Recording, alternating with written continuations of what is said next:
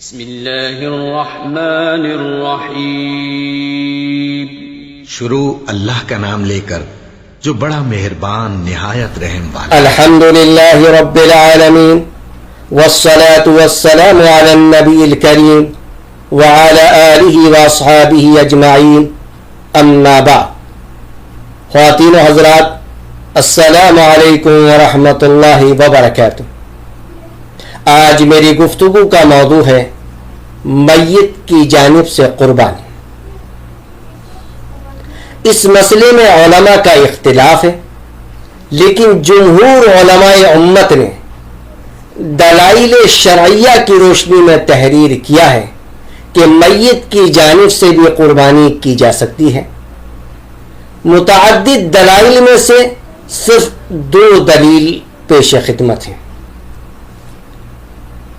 حضور اکرم صلی اللہ علیہ وسلم اپنی طرف سے قربانی کرنے کے علاوہ امت کے افراد کی طرف سے بھی قربانی کیا کرتے تھے.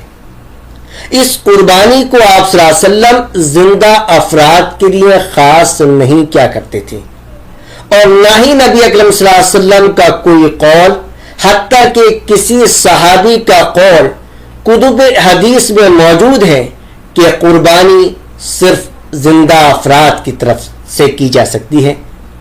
نیز قربانی کرنا صدقے کی ایک قسم ہے. قرآن و حدیث کی روشنی میں صدقہ میت کی طرف سے باتفاق امت کیا جا سکتا ہے.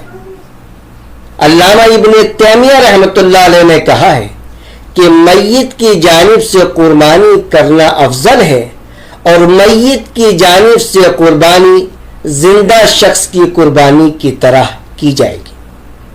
دوسری دلیل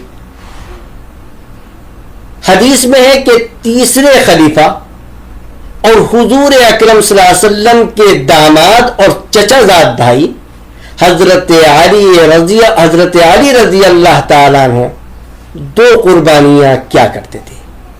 ایک نبی اکرم صلی اللہ علیہ وسلم کی جانب سے، جبکہ دوسری اپنی جانب سے. جب ان سے سوال کیا گیا تو انہوں نے فرمایا کہ نبی اکرم صلی اللہ علیہ وسلم نے مجھے قربانی کرنے کی وصیت فرمائی ہے، اور اسی لیے میں آپ کی طرف سے بھی قربانی کرتا ہوں اور ہمیشہ کرتا رہوں گا. حدیث کی مشہور و معروف کتاب ترمذی اور ابو داؤد کے اندر یہ حدیث موجود ہے. امام ترمذی رحمۃ اللہ علیہ جو 209 ہجری میں پیدا ہوئے تھے، آج سے تقریباً 1200 سال قبل نے اس حدیث کو ذکر کرنے کے بعد فرمایا کہ اس سلسلے میں علماء امت کا اختلاف ہے.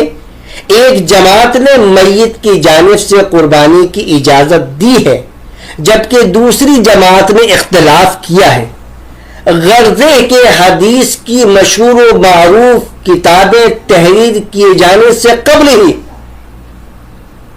امام ابو حنیفہ رحمۃ اللہ علیہ، امام احمد بن حنبل رحمۃ اللہ علیہ، نیز دیگر علماء احناف نے ان احادیث کو قابل عمل تسلیم کر کے فرمایا کہ میت کی جانب سے قربانی کرنا جائز ہے. اور یہی قول زیادہ مستند اور قوی ہے، کیونکہ میت کی جانب سے قربانی کرنا ایک صدقہ ہے، اور حج عمرہ بدل نیز میت کی جانب سے صدقے کی طرح میت کی جانب سے قربانی بھی کی جا سکتی ہے. چونکہ ہمارے پاس قرآن و حدیث میں کوئی ایسی دلیل موجود نہیں ہے جس کی بنیاد پر یہ کہا جائے کہ دیگر اعمال تو میت کی جانب سے کیے جا سکتے ہیں، لیکن قربانی میت کی جانب سے نہیں کی جا سکتی ہے. ایک شبہ کا ازالہ. یہ کہا جاتا ہے کہ حضور اکرم صلی اللہ علیہ وسلم سے اپنی بیویوں یا اولاد کے انتقال کے بعد ان کی جانب سے قربانی کرنا ثابت نہیں.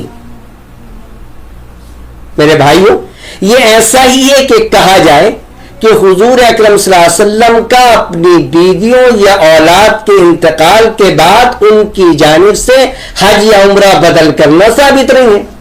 حالانکہ دیگر احادیث کی روشنی میں پوری امت مسلمہ حج عمرہ بدل کے صحیح ہونے پر متفق ہے.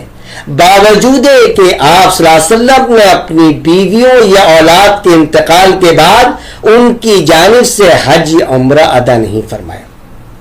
یقیناً نبی اکرم صلی اللہ علیہ وسلم نے اپنی بیویوں یا اولاد کے انتقال کے بعد ان کی جانب سے الگ الگ قربانی نہیں کی، لیکن آپ صلی اللہ علیہ وسلم اپنی جانب سے ہمیشہ قربانی کیا کرتے تھے اور دوسری قربانی کے ثواب میں سب کو شامل فرما لیا کرتے تھے. نیز اس وقت اتنی فراوانی بھی نہیں تھی کہ میت میں سے ہر فرد کی جانب سے الگ الگ قربانی کی جائے. حضور اکرم صلی اللہ علیہ وسلم کے گھر پر کئی مہینے چولہا نہیں جلتا تھا، دونوں وقت آپ کے گھر میں کھانا نہیں بنتا تھا.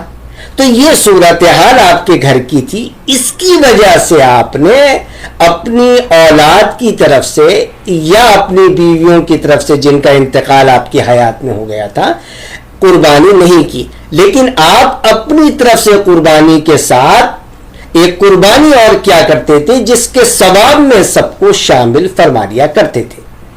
غرضے کے دلائل شرعیہ کی روشنی میں صحابہ و تابعین کے زمانے سے آج تک فقہا و علماء کی ایک بڑی جماعت میت کی جانب سے قربانی کرنے پر متفق رہی ہے.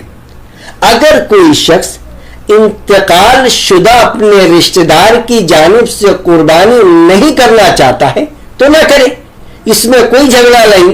لیکن جو حضرات حضور اکرم صلی اللہ علیہ وسلم کے قول و عمل اور صحابہ و تابعین و فقہا و علماء امت کے اقوال کی روشنی میں اپنا پیسہ خرچ کر کے اپنے انتقال شدہ رشتہ دار کی طرف سے قربانی کرنا چاہتا ہے، ان کو منع کرنے کے لیے قرآن و حدیث کی دلیل درکار ہے جو کل قیامت تک بھی پیش نہیں کی جا سکتی.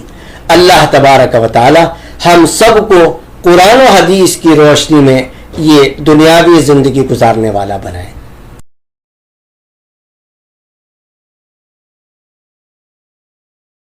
This audio has been prepared by theclearevidence.org.